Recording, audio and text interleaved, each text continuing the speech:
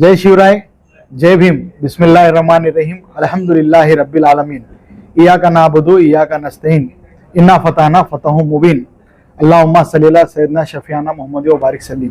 साथियों, अल्लाह ने मुझे आपकी खिदमत का मौका दिया और खिदमत का बोझ रख कर मुझे आपके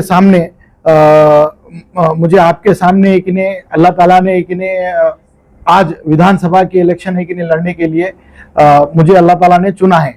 साथियों, मैं नांदेड़ उत्तर विधानसभा से एक ने उम्मीदवार हूं और आपकी खिदमत करने का मुझे एक ने अल्लाह ताला ने मौका दिया वाला है। साथियों, आज मैं एक ने आज जो प्रेस है, प्रेस के माध्यम से हमारा जो एक ने देश जनहित पार्टी है, वो देश जनहित पार्टी का एक ने हमारा मैनिफेस्टो क्या है ये बताने के लिए मैं पूरे नांदेड़ की जनता को आज एक ने आप लोगों के खिदमत में पेश हुआ हूँ।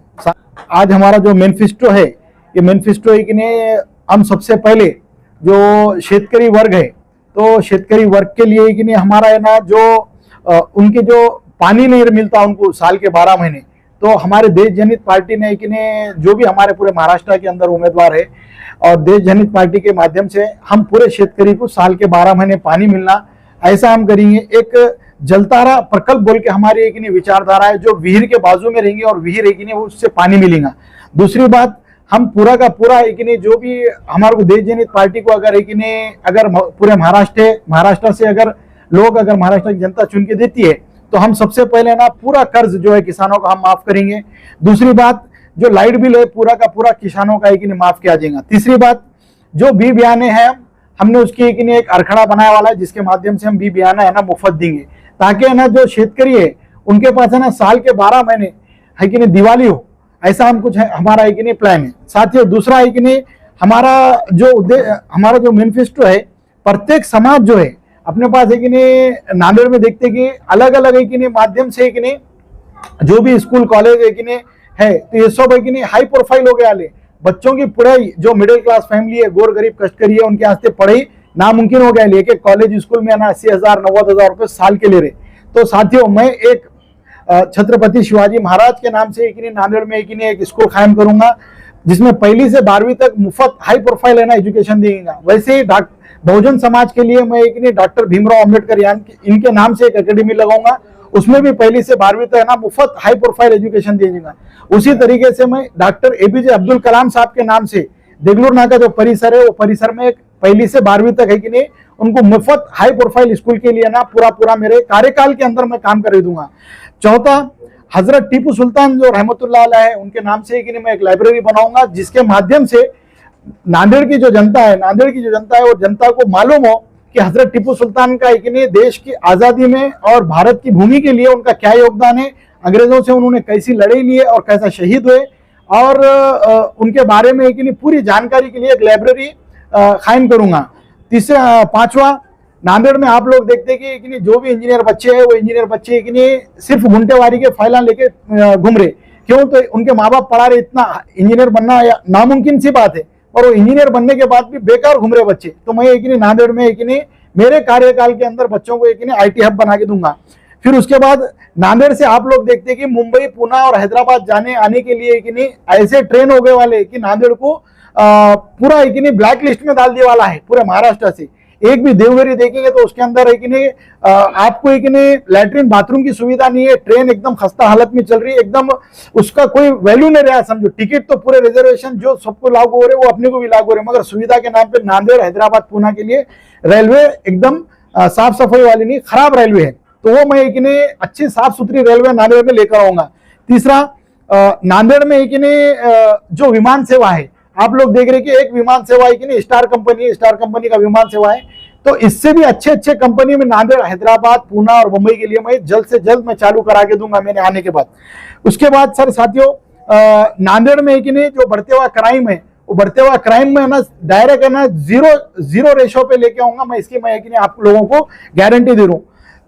मेरी 10वीं जो मेरा मैनिफेस्टो है, जो व्यापारी है, जो छोटे छोटे है ना व्यापारी है, जैसा कि आप लोग देखते हैं कि आज आज हर समाज के जो भी छोटे व्यापारी है वो परेशान है।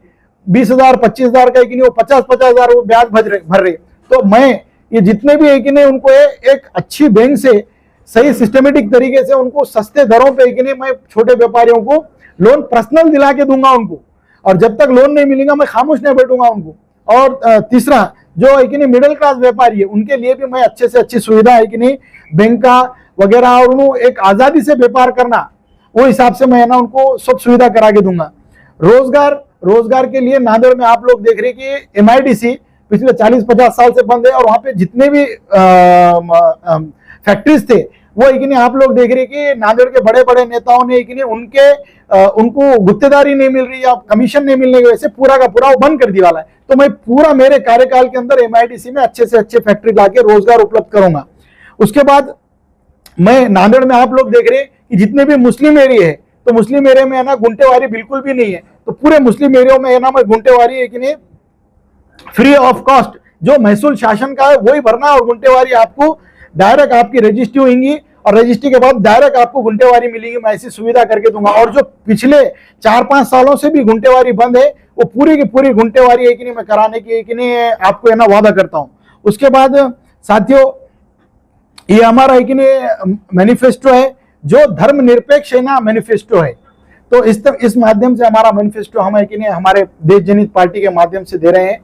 और साथियों उसी तरीके से आज इस मैनिफेस्टो को लेकर कि भाई जन जन तक कैसा पहुंचना है, तो मैं आपको बताना चाहूंगा कि मैं पिछले जितने भी जो प्रचार के लिए वक्त मिला, तो प्रचार के वक्त मिलने के बाद मैंने 30 गांव को विजिट किया, और 30 गांव और थोड़ा बहुत कम 250 से 250 तक है कि नहीं मैं जो भाग रहते बूथ रहते जो एरिया रहते वो एरिया में 250 से भी ज्यादा एरिया में जाके मैंने लोगों की दुआएं लिया हूं और लोगों का मैं भरपूर है कि नहीं आशीर्वाद लिया हूं। और उन लोगों ने वो कम से कम इन जो एरिया में गया मैं, तो कम से कम मेरे को 1.5 से 2 लाख जो लोग हैं उन्होंने मुझे आशीर्वाद दिया और मुझे दुआएं दी।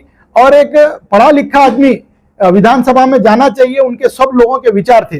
साथियों आप हमेशा देखते कि जो नेता लोग रहते तो जो गरीब गुरबा है कि नहीं लोग है तो उनको हमेशा क्या करते हैं, उनको कुछ भी रोजगार नहीं मिलना, ऐसी उनकी मानसिकता रहती है। और हमेशा हमारे घर के सामने वो नीचे बैठा ले रहना, और हम जब बुलाए जब आना, जब बुलाए जब चल जाना, यानी गरीबों के लिए उनके पास कुछ भी नहीं है कि वोटिंग है कि हमारे पीछे लगना।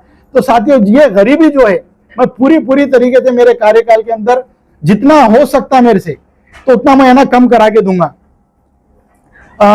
साथियों इसके अलावा अभी जो इलेक्शन का माहौल चल रहा है, उस इलेक्शन में आप लोग देख रहे हैं कि आज नांदेड़ के इलेक्शन कैसे हो गए मालूम क्या, अधिकृत और अनधिकृत के ऊपर हो गए। साथियों तुम लोग है कि नहीं एक मामूली प्लॉट भी लेने के लिए कि नहीं क्या करते, प्लॉट है कि नहीं कागज पत्र देखते कि अधिकृत है या अनधिकृत है। तो आज आपका जो वैल्यूएबल वोट है अधिकृत और अनधिकृत में है कि नहीं आप बीच में मत पड़ो, और जो अधिकृत देश जनहित पार्टी के उम्मीदवार हूं मैं, मुझे है कि नहीं आपका है ना कीमती वोट देके मुझे भारी अक्षर से जितो। साथियों उसी तरीके से आप लोगों ने देखा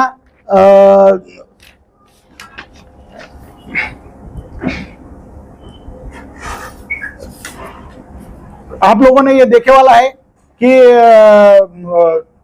पिछले कई दिनों से अलग अलग है कि नहीं न्यूज है कि नहीं अलग अलग माध्यम से अलग अलग कुछ मौलाना लोग और कुछ है कि नहीं अपने अपने लेवल पे कि नहीं कुछ बयानी कर रहे। तो कॉन्स्टिट्यूशन के अंदर ऐसा किसी को भी सपोर्ट वगैरह देने के लिए कि नहीं कोई एक नहीं प्रोविजन नहीं है। तो जो भी सपोर्ट वगैरह दे रहे तो मेरी एक नहीं आप लोगों के माध्यम से मैं नांदेड़ के निवडणूक जो आयोग है उनको मैं मेरी एक नहीं रिक्वेस्ट कर रहा हूं कि उन्होंने ऐसा जो सपोर्ट कर रहे तो सपोर्ट करने वालों लोगों को, क्यों तो मतदान जो है वो गोपनीय है, किसी को सपोर्ट करो बोलने के बाद ऐसा गलत है कि नहीं जो न्यूज फैलाई जा रही तो उसके ऊपर है कि नहीं निवडणूक आयोग ने महाराष्ट्र के कार्रवाई करना। साथियों मेरी आप लोगों से यही रिक्वेस्ट है कि देश जनहित पार्टी के जो मैं उम्मीदवार हूं मेरे को भरपूर वोटों से चुना है। साथियों एक बात आपको मैं बताना चाहूंगा कि आज महाराष्ट्र में आप पिछले कि नहीं 15-16 महीनों से पूरे महाराष्ट्र की राजनीति को देख रहे हैं। तो मैंने एक ही बात इसमें से कहा हूं कि पूरे अपने महाराष्ट्र की जो राजनीति है वो राजनीति पूरी यानी कि मैली हो गई वाली है, और इस मैली राजनीति के अंदर है कि नहीं कोई नया आदमी होना बहुत जरूरी है। जिस तरीके से आप लोगों ने देखा कि महाराष्ट्र के अंदर दादा मनोज जरंगे ने एक अपनी भूमिका ली और एक ईमानदार व्यक्ति पूरे महाराष्ट्र को एक कैसा आगे जाना है, पूरी दिशा कैसे बताना है, दादा मनोज जरंगे एक पाटिल ने एक सब है कि नहीं बताया कि भाई कैसा लड़ा जाता क्या नहीं। तो उसके माध्यम से कि नहीं मैं आप लोगों से कि नहीं सब लोगों को रिक्वेस्ट करूंगा कि जो अच्छे नए चेहरे हैं, धर्मनिरपेक्ष चेहरे, उन्हीं को आप है ना आपका मूल्यवान वोट दें।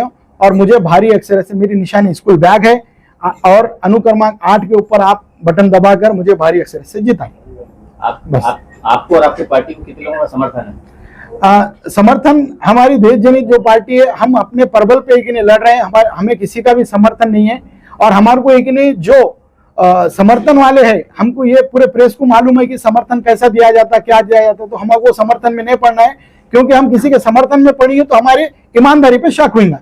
हम धर्मनिरपेक्ष की नहीं लड़ रहे और हमें हर समाज के एक नहीं हमारे को उन्नति के काम करना है, मराठा दलित समाज सभी का। संचार नवानी साहब ने कल सपोर्ट किए, क्या वो सही तरीका है सर? नहीं, ये एक नहीं अगेंस्ट द कॉन्स्टिट्यूशन है और इसका भरपूर जवाब औरंगाबाद में एक नहीं कल आप लोगों ने देखा कि एक नहीं जो एमआईएम पार्टी के एक नहीं जो प्रमुख है असद अवैसी, तो उन्होंने एक नहीं उसका है ना प्रबल जवाब दिया। तो मैं डबल से एक नहीं और वो जवाब को रिपीट करने का ख्वाहिशमंद नहीं हूँ।